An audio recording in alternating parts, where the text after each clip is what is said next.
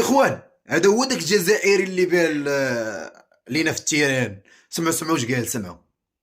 طايح فاهم. كاش تاع قازوز مدفق وهابط لي انايا هكذايا فاهم. قلت رياكشن سامبل رياكشن. قلت كون لا اجان.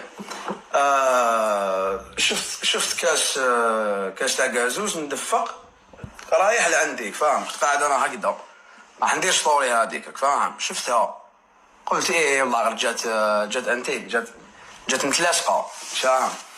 هيا درت ستوري. قلت لهم خاوتي سي بون طلقتها فاهم. دهرتها تحتي يا اخو. درتها تحتي ما قدرتش خاوتي لا بريسيون ستريس.